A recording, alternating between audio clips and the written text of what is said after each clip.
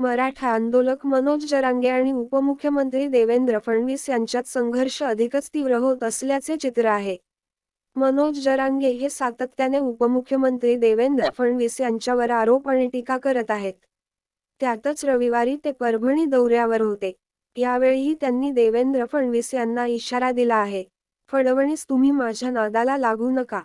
तुम्ही चुकीच्या माणसाला खेटताय. तुमचा सुपडा साफ होईल असे जरांगे यांनी म्हटले आहे. पुढे बोलताना मनोज जरांगे यांनी देवेंद्र फडणवीस यांच्यावर गंभीर आरोप केले आहेत. 9 वर्षाच्या पोरीच्या पायात गोळी मारली, तिच्यात तुम्हाला तुमची मुलगी दिसत नाही का? असा सवाल जरांगेंनी फडणवीसांना विचारला.